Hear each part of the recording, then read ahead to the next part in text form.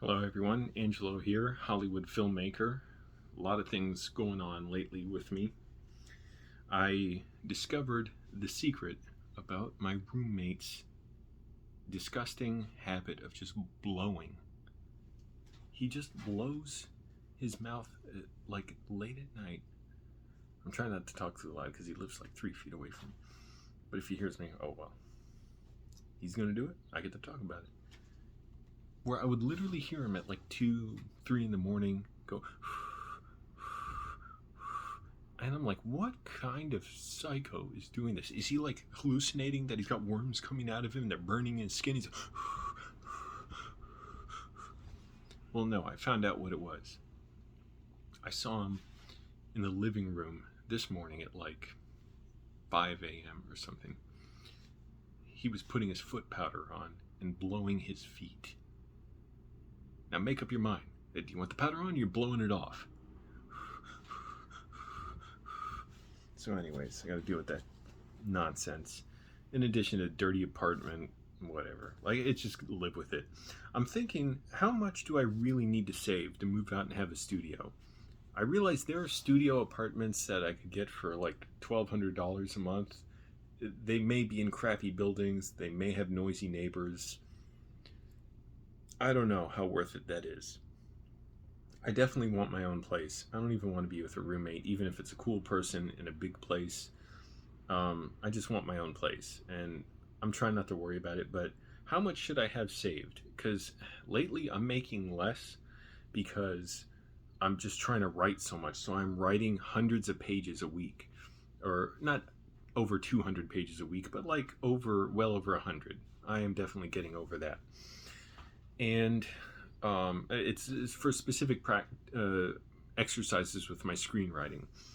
So right now I'm doing this sort of dreamlike writing for a few weeks where you just write and you try not to stop, even though I do stop and look. But I've been getting better at it. That's what I've been like, oh, I'll just keep going even if it's terrible. And you learn from it. That's the thing. And you surprise yourself. Even if you write the worst stuff and you learn to disengage your judgment. Eventually the judgment comes back in because you can't show that to someone and expect them to like it. But anyways, I realize I'm learning certain things by doing this type of exercise, and other writers are missing out on it, which means I just want to work at it harder. So I'm not doing as much overtime. So I'm making, and I looked at my paycheck. I was surprised how small it was today. Let's say around now down to like, yeah, I'm really surprised how small it was. But let's say around $2,500 a month. So I have about 10,000 saved up right now. I want more than that. Like, so I'm able to save like around 1,000 a month. By January, that's when I currently told the guy I rent from I'm moving out. I could change that whenever. If I say, hey, I'm just moving out next month, whatever, he'll deal with it. He'll accept it. But we're real cool. But for now, I decided January. For one thing, I want to save more money. Also, I'm going to be in the middle of my next screenwriting workshop between this month, or no, September and, yeah, December, I think. Or maybe November. So I'm just going to be so busy I won't have time. Even by the end of November, I won't really have time to look for a place. It's going to be ridiculous, like the time pressure on me. Because I realize the screenwriting course takes up all my free time. So I might have another 4,000 or so saved up. So maybe 14,000 total. Maybe that's overkill, I know, but who can predict anything, you know? So it's like, got to be ready. And in the meantime, just dealing with this petty nonsense and, you know, dirty stuff, whatever. Just got to push through with it. Deal with nonsense at work sometimes. Not really much, but sometimes just deal with. I dealt with one of those, you know, those really, like, you could tell he was controlling it, but real, like, abusive types who work in movies who are just doing it because, like, they want to control others and they want, like, lust for power. The guy walked away when he realized, like, there's nothing I can do for you. But basically, a guy came up to me being super pushy and, like, not even asking questions. No idea who I was. No idea who he was. Just saying, hey, you need to help us over here. And I said, I have no, like, he told me the place they were in. I said, I have no idea about that place. He's like, well, here's what he told me, some convoluted problem I had no idea about. And I said, well, do you want to make a phone call here or something? Because there was a problem, something with the phone, but I couldn't understand what it was. And he just walked away, basically. But I realized those people, never ever work with them. Such low, and it's such weakness to do that. It's like, you're so weak. You can't even stand to show someone humanity. So you're like, I must control everything about myself. I must master everything about me. It's like the bootlickers who are uncomfortable.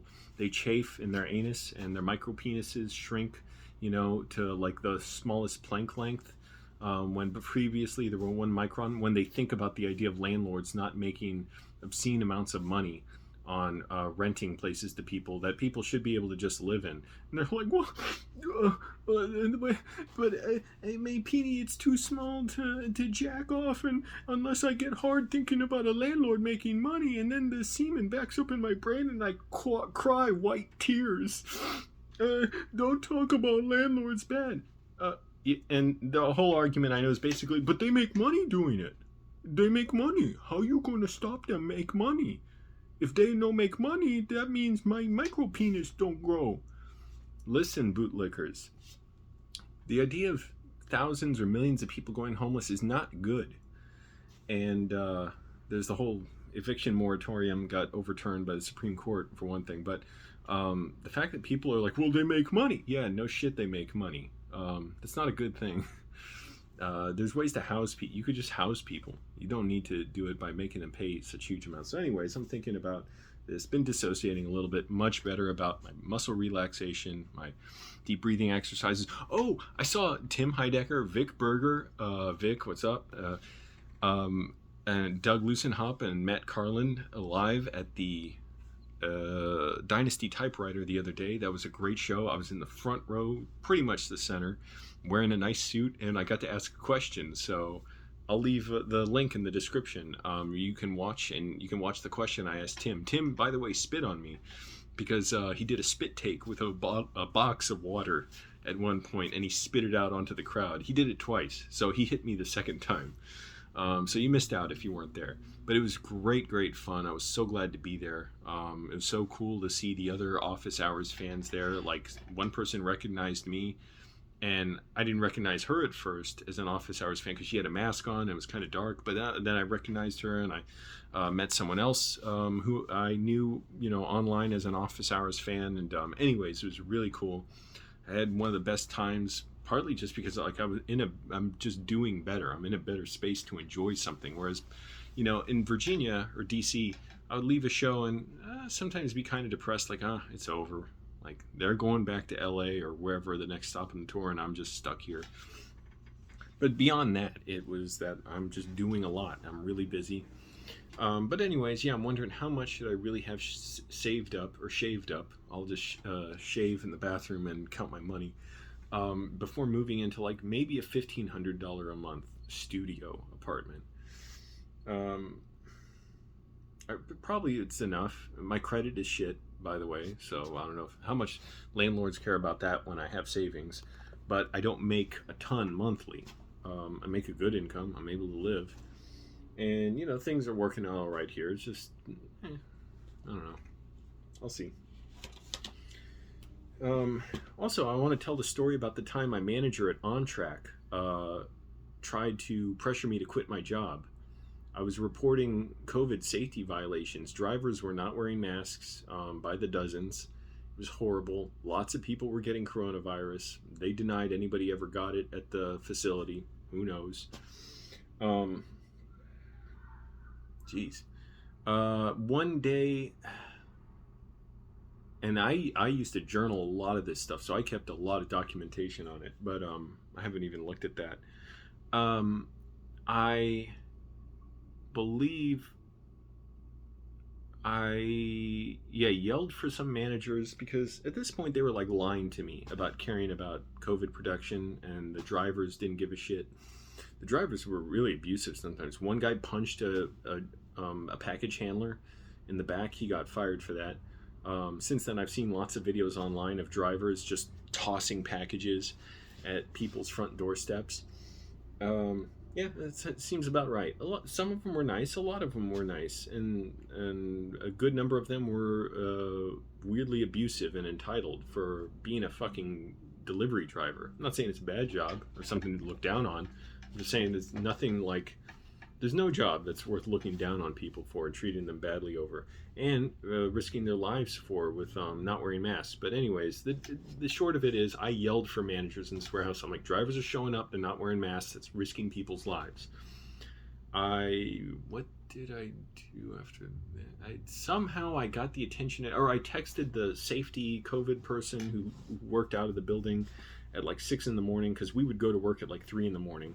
So on my break, I texted him, I think, and so then managers started walking up and down the conveyor belts, checking on people wearing masks. And one manager walked past, and she said, "Hi, how's it going?" And I yelled at her. I said, like, "I've reported 7 or 8 times COVID violations, and you all aren't enforcing it." She yelled at me right back. She was like, "Well, they're not trying to kill anyone. They're just trying to do their job. Like, I'm sure if you just tell them, they'll put on their mask." Bullshit. It's such a lie. And she was accompanied by another manager. This guy was the worst. Just spiky haired douchebag, low life, contempt for employees.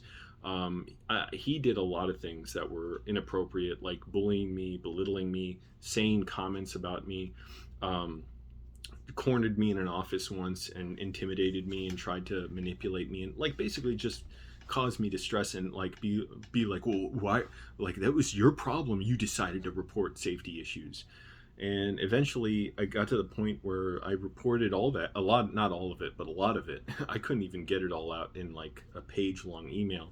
And they said they were going to do an investigation because of the allegations I made, but it was clear it was just all a setup to get me fired. Like it was such bullshit. I'm like, oh, so you're going to investigate now? Like, so when I came in, the pandemic had been going on for like 7 months. So somehow he never noticed people weren't wearing masks. He never looked up. And I pointed it out on my first walkthrough of the building before I was even hired. Why wasn't it investigated then? How bad would it have been if somebody died versus me complaining about people not wearing masks? Anyways, this manager and this spiky haired douchebag, she did all the talking. She was saying just excuses for like, you don't have to report every little thing. You don't have to like bring it to a million or something, whatever. Like you don't have to, make every little issue like, blow it out of proportion. And it became clear because she just did not give a shit. And I told her, you even made people take off their masks at orientation in a break room and stand next to a guy as we got our pictures taken. That was a COVID safety hazard. I tried telling you in the room about that. And you, or not about that specifically, but before that, she tried making me sit with someone else. And I said, she's like, well, I needed you to sit at a table and fill out the paperwork. She didn't even get what the risk was of coronavirus. And there were so many just horrible things about working at that place. Some, it's so serious, I don't even really want to say because it automatically becomes like a very serious allegation. But there was a lot of stuff I saw, and there was other stuff I heard. And what I saw, my eyes were not deceiving me. And how I was treated made real clear how things work there. And it was just a little dog and pony show, this investigation. It was going to be bullshit. It was going to be a way to fill out the paperwork to get me fired. But and I told him off at that. I said, well, it seems like this investigation is not really going to be legitimate. I said, I see no reason to compromise it with the way you want to do it, because I need my own advocate if I'm going to have an investigation. Because like, you're not telling me anything about how it's going to be run. You're not, and I insisted if there's an anyways, back to the incident. I said, like, I want to make all my statements in writing, and you're saying you want to interview me. And I already know, that's bullshit. When you don't accept statements in writing, I'm like, well, why have any confusion about what I communicate? It's because you want to trip me up. That's why police don't want you to call for a lawyer. They want you to sit and talk to them because they're experts. They will get you to say stuff, and they know how to play you. They're experts. You're not. Anyways, and I just couldn't believe how full of shit that HR person was about being concerned. And maybe she felt legitimately concerned, and she was just too ignorant to realize, you work for this company. You don't work for me, and you're not going to help me. But anyways, this lady was like telling me like all the reasons why I shouldn't complain about COVID violations. You don't have to report every little thing, all that stuff. And I was saying how all the ways I could die from coronavirus, and she said, "Would you feel more comfortable if you didn't come into work?" I was so fucking shocked and pissed. I was like, I can't believe it. I should have said right there, I can't talk, but something so dishonest about it. It's like, well, we both know what you're doing. So, like, it's like indignity for me to tell you what you're doing when you know. The other managers stood there like, no big deal. Not saying like, oh, that's over the line. You can't do that. To the other manager, he just stood there and listened to it. I said, no. I said, like, no, I don't want to stay home. I couldn't believe it. I reported it to HR. I called. I left 2 furious phone calls with HR. You got to call and leave a voicemail. Nobody ever followed up at OnTrac, bootlicking assholes. And the next day, the spiky-haired douchebag came back up the conveyor belt and said, "How's it going?" I said, "I don't have anything to say to you. You all pressured me to quit my job." He's like, "What?" I said, "You all pressured me to quit my job yesterday. I don't have anything to say to you." And I swear it took him a second to think about how to lie about it. He's like, "What?" I've never seen him talk like this except when he's lying. Like when he has a moment to hesitate, when he's being dishonest, when he's conjuring up a lie. He said, "What?" Like he was talking to himself. "Quit your pressure you to quit." And then he walked away and he said, "You're not fine." And the way he said it, it was like he was saying, "Oh, you're mental, you're hallucinating or something. Like you're not mentally fit to work here." Came back with that other manager, which is so. If I did something wrong, all they had to do was get me in trouble. They wanted to tell me something to make sure they didn't get in trouble. So they came back and they're like, "Come here, come talk." I said, "No. We can talk at a distance. I don't need to be close to you." 100% different than that after I called them out. They were like, "Oh, no. We weren't pressuring you to quit your job. We just offer time off if you feel unsafe from coronavirus." Fuck you, OnTrac. Like all of a sudden she was just concerned for my safety. After all the non-concern for my safety. Completely denied anything it ever happened. I said, "But you said these people aren't trying to get us hurt, and you said these people are just trying to do their job." And she's like, "Oh, no. All of a sudden they're so very nice. Weird. Now, why would they even come back and say anything to me? That needed to be handled with HR. HR never dealt with it. They never did shit about it. About pressuring an employee to quit their job, their livelihood, while I was homeless, by the way, while I was reporting safety conditions being violated in a pandemic, which had been going on by that point for like 8 or 9 months. So anyways, that's OnTrac. Abusive, bootlicking, underpay you, horrible people. I gotta go. That's the worst thing I can think of. Do stuff to manipulate people so low. And the fact that other coworkers there were so young for the most part, some older ones were so young, they were so afraid to speak up for themselves. And how do I know that? I fucking talked to them and asked them how they felt, how they were doing. Something the managers didn't know how to do, didn't bother, didn't want to know. I would just ask them, "Hey, like, what do you think of this?" Plenty of them said they were concerned about COVID. One said, "Yeah, I'm worried. My sister got it." I said, "Well, why don't you call and report?" He's like, he was so scared. He's like, "Well, what if they retaliate?" I'm like, "Come on, man. I've reported like a dozen times by now."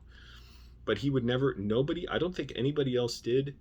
Maybe one other person reported them to the health department. I reported them to the health department. They finally got serious about enforcing mask usage when a supervisor told me that the health department came in and threatened to shut them down. And the way he said it, he said they nearly shut us down last week because people weren't wearing masks, and now they're going to be watching on the cameras to make sure people wear masks.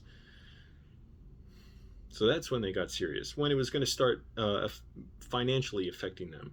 And it was so much worse than I'm letting on now. Like, so, it wasn't about any one person's behavior. It's this sick mentality of, like, this is just the system. Like, oh, you're against the system when you speak like this. Anyways, so that's what I have to say about that. Horrible people. If you're nice at OnTrac, you're a horrible person. If you're mean, you're a horrible person, because ultimately you're working for the same thing. Exploit these young workers. Don't train them properly. Make sure they feel scared of reporting safety issues or injuries. Make sure they're scared of reporting intimidation or harassment. Make sure you put a fix in to fire them if they report that. When I reported abuse by the drivers who were yelling at me, they just moved me to another belt. Um, and that kind of thing, like, when it gets more serious, that's like legal discrimination. I mean, illegal discrimination. Uh, it's like say you told somebody, harassed you at work, well, and then they put you on another less desirable shift. So mine, it wasn't that serious. It was the same shift. It was just moved a few conveyor belts over, and sure enough, I was dealing with the same problem on every belt, which is asshole drivers. But yeah, that's what they did. It's money first and screw everyone else.